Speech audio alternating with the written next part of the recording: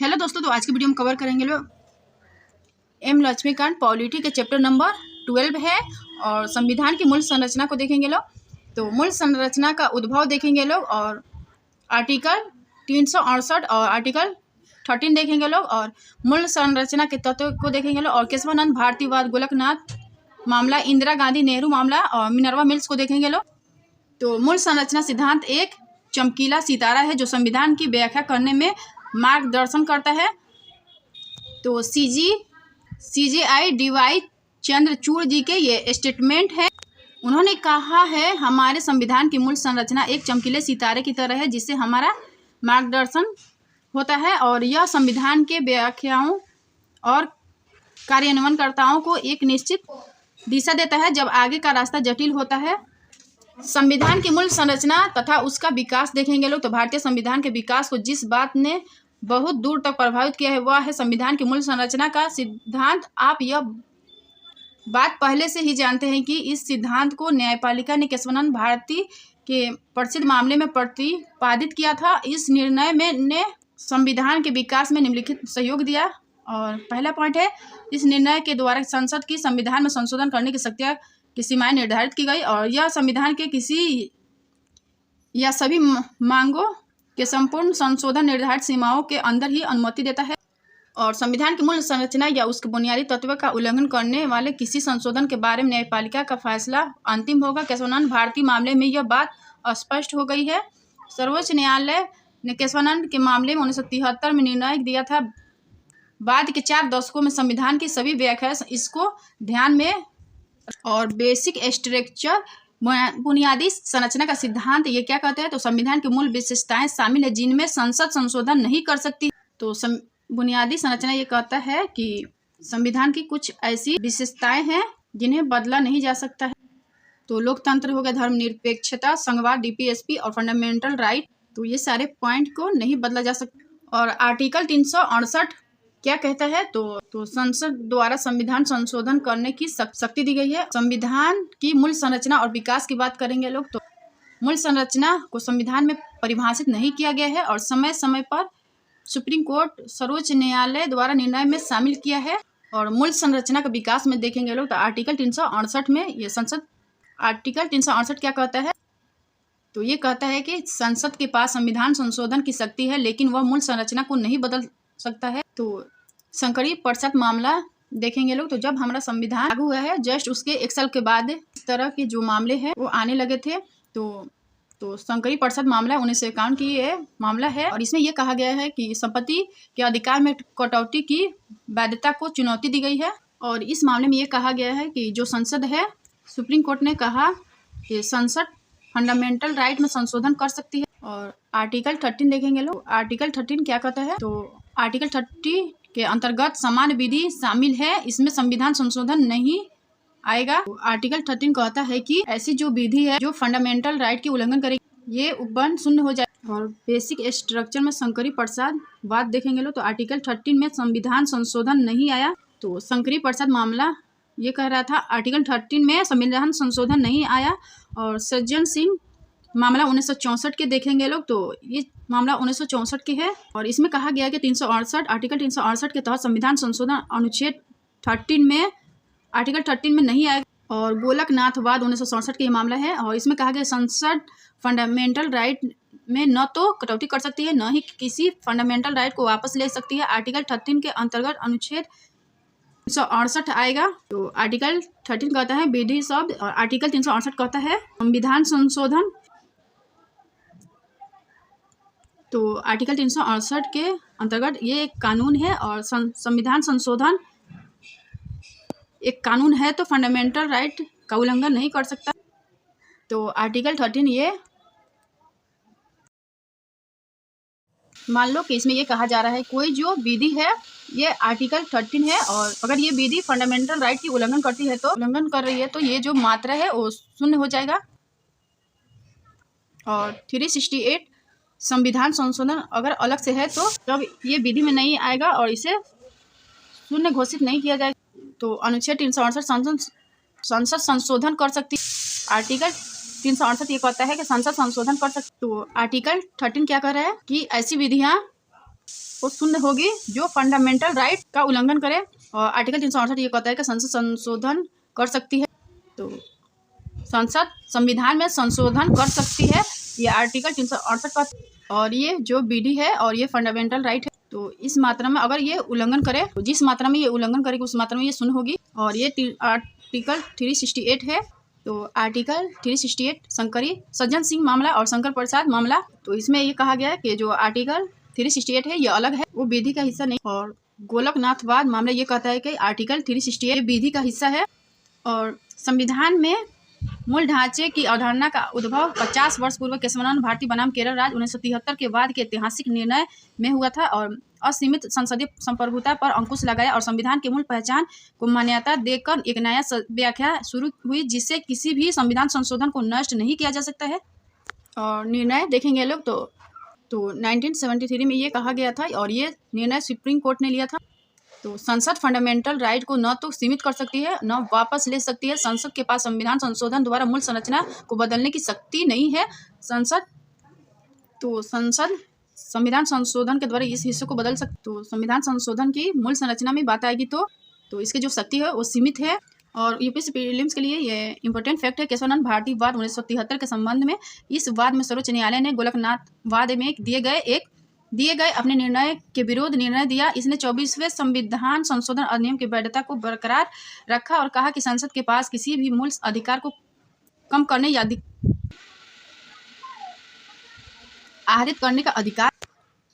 और इसके साथ ही इसने संविधान का मूल ढांचा या मूल विशेषताओं का एक नया सिद्धांत प्रस्तुत किया। इसने निर्णय दिया कि आर्टिकल 368 के तहत संसद की संवैधानिक शक्ति इसे संविधान के मूल ढांचे में हस्तक्षेप करने या इसे बदलने में सक्षम नहीं बनाती है। और शंकरी प्रसाद निर्णय, तो 1951 के शंकरी प्रसाद निर्णय 1951 ये भी हो गया। गोलकनाथवाद बनाम पंजाब राज्य 1967 और केशवानंद भारती बनाम केरल राज्य 1973 के है ये मामला। और इंदिरा नेहरू गांधी बनाम राज नारायणवाद और मिनर्वा मिल्स बनाम भारत संघ, तो इंदिरा नेहरू गांधी बनाम राज नारायणवाद ये 1975 के मामला है। इसमें कहा गया, इस मामले में सुप्रीम कोर्ट के द्वारा ये कहा गया था कि तो जो 39वां संविधान संशोधन है ये संसद ने किया था। तो 39वां संविधान संशोधन के प्रावधान को रद्द कर दिया गया था, जिसमें पीएम व लोकसभा अध्यक्ष से संबंधित चुनावी विवादों को सभी न्यायालयों के क्षेत्राधिकार से बाहर किया। तो इसमें ये सब प्रावधान को रद्द किया गया था। और बेसिक स्ट्रक्चर मूल संरचना में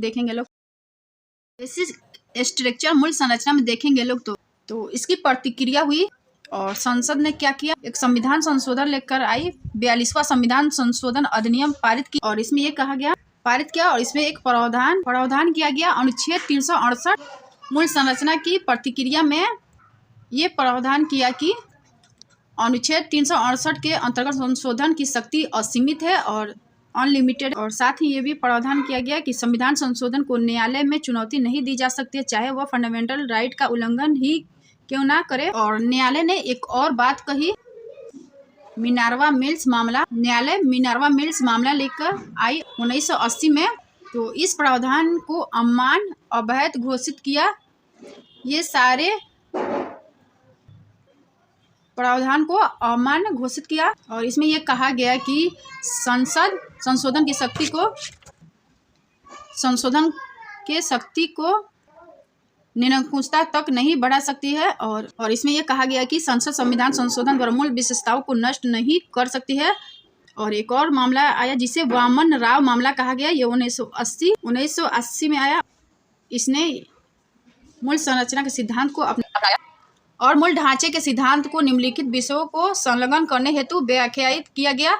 तो इसमें पहला है संविधान की सर्वोच्चता, और दूसरा है भारतीय राजनीति की सार्वभौमिक लोकतांत्रिक तथा गणराज्य प्रकृति, और संविधान का धर्मनिरपेक्ष चरित्र, राष्ट्र की एकता अखंडता और कल्याणकारी राज, न्यायिक समीक्षा, व्यक्तिगत स्वतंत्रता और गरिमा, सरकार की संसदीय प्रणाली, विधि का शासन, मौलिक अधिकार और निर्देशक तत्वों के बीच संतुलन और स्वतंत्रता, और निष्पक्ष चुनाव, न्यायालय की स्वतंत्रता, शक्ति पृथक्करण का सिद्धांत, और संविधान संशोधन की संसद की शक्ति, मौलिक अधिकारों का आधारभूत सिद्धांत, और स्वतंत्र एक निष्पक्ष निर्वाचन का सिद्धांत। और बेसिक स्ट्रक्चर में देखेंगे लोग तो मूल संरचना में तो समय पर सुप्रीम कोर्ट द्वारा विभिन्न निर्णयों में इन सभी विशेषताओं को शामिल किया तो न्यायालय ने समय समय पर अपने निर्णयों के द्वारा व्याख्या किया और उस व्याख्या के अर्थ देखेंगे। जैसे यहाँ पर देखेंगे लोग तो कानून की सरकार और न्यायिक समीक्षा इसे शामिल किया गया मूल ढांचे में।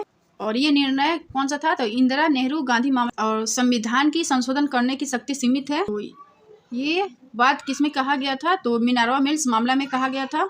और स्वतंत्र निष्पक्ष चुनाव तो किहतो होलोहन मामला, इस मामले में ये कहा गया था। और स्वतंत्र निष्पक्ष चुनाव को इसे मूल संरचना में शामिल किया गया। और केशवानंद भारतीवाद मामला, जैसे कि संविधान की सर्वोच्चता और संविधान धर्मनिरपेक्षता, संघीय चरित्र, संप्रभुता, इन सारी चीज़ों को केशवानंद मामले में शामिल किया गया था।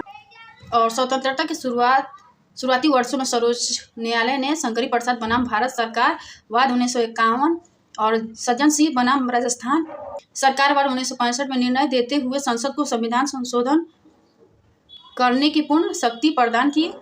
और बाद के वर्षों में जब सत्तारूढ़ सरकार ने अपने राजनीतिक हितों को साधने के लिए संविधान संशोधन जारी रखा, तो गोलकनाथ बनाम पंजाब सरकार वाद 1967 में पुराने निर्णयों को बदलते हुए निर्णय दिया गया कि संसद के पास मौलिक अधिकारों को संशोधित करने की शक्ति नहीं।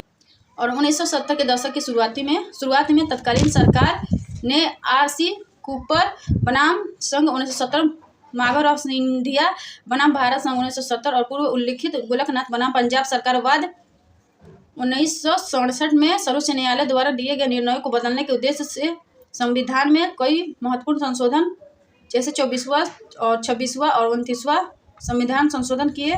और इन सभी संशोधनों और गोलकनाथ बनाम पंजाब सरकार वाद में सर्वोच्च न्यायालय के निर्णयों को केशवानंद भारती बनाम केरल राज्य वाद में चुनौती दी गई कि असल में इस मामले में एडनीर मठ के प्रमुख स्वामी केशवानंद भारती द्वारा याचिका के माध्यम से केरल सरकार के 2 राजभूमि सुधार कानूनों से राहत की मांग की गई थी। और दरअसल 1970 के दौर में केरल की तत्कालीन सरकार द्वारा नागरिकों के बीच समानता स्थापित करने हेतु भूमि सुधार कानून लाए गए। इन कानूनों के तहत राज्य सरकार ने जमींदारों और मठों के पास मौजूद भूमि का अधिग्रहण कर लिया।